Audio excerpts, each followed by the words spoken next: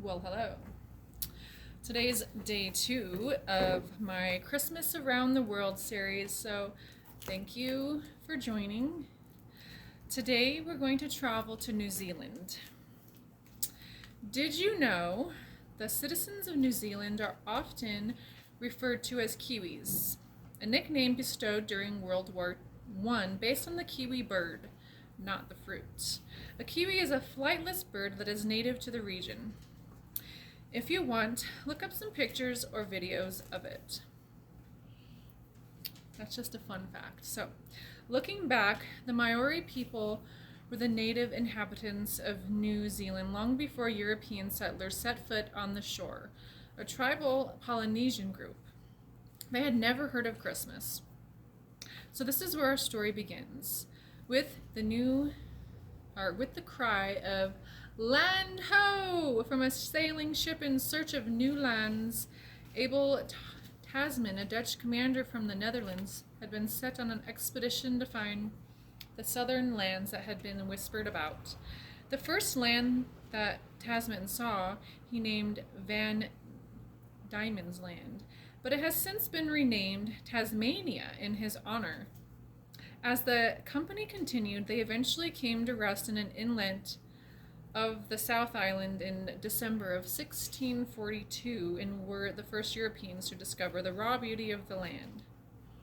As the story of New Zealand continued, more Europeans arrived on its shores and was eventually colonized by the British. European settlers brought with them Christian traditions and beliefs, including that of Christmas, which began to be adopted by New Zealanders. So, just a little bit about New Zealand, in case you didn't know already. The preparations surrounding Christmas in New Zealand kicks off around the middle of November with some pretty epic parades. The whole community works together to send out marching bands and huge floats, while children watch with a wide-eyed wonder and excitement. Christmas lights are strung, gifts are carefully wrapped, and wreaths are hung. New Zealanders put up Christmas trees just like you might find in your own home. However, they also decorate with a native tree called Pohutukawa. Pohutukawa. This tree only flowers during the month of December on the North Island, and its bright red blossoms are used for decorations, cards, gifts, and garlands. Similar to how the Western world uses holly or mistletoe. Some of the traditions would be so in 1937, a radio announcer in Australia named Norman Banks was walking home. On his way, he saw an older woman sitting alone, listening to Christmas music on the radio by candlelight. He was moved and thought about all the others who might be alone during the holidays, with no one to celebrate with. The next year, Banks launched an annual community singing event in Melbourne. This tradition spread to the islands of New Zealand, creating a special celebration to bring people together each year during the holidays.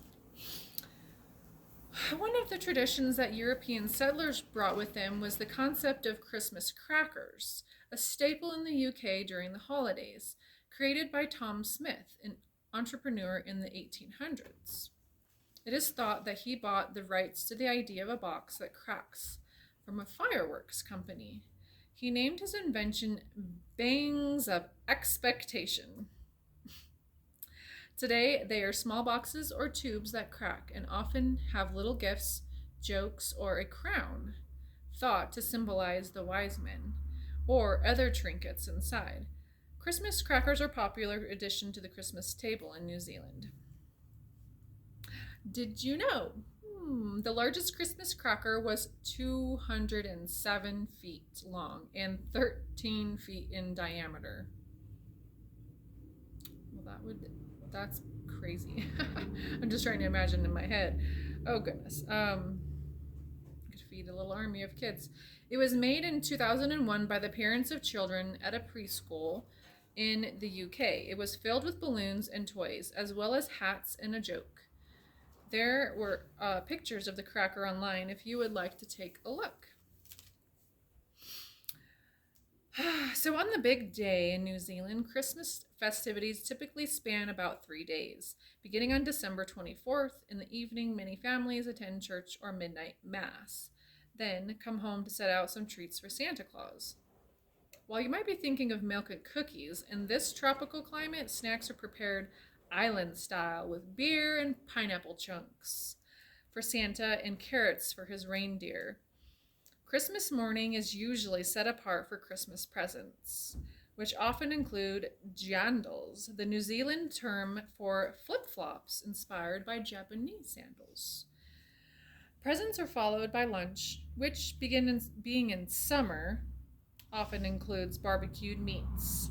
A common dessert at Christmas is pavlova, which is a special type of meringue that is cooked to make a chewy, fluffy base and usually topped with fruit and whipped cream, perfect for a hot day.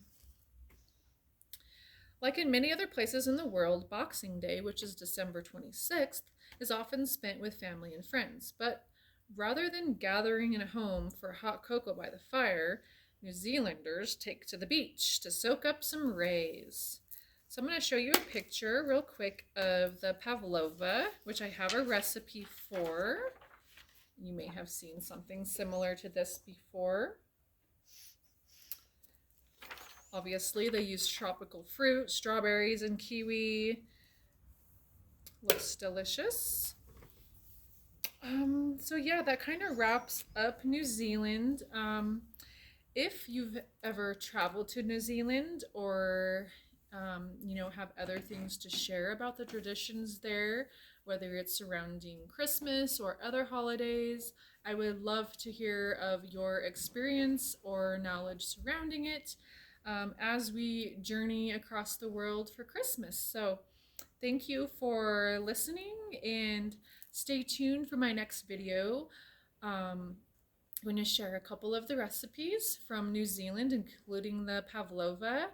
And also, we have a letter from a New Zealand child that we're going to read on the next video. So, until we meet again.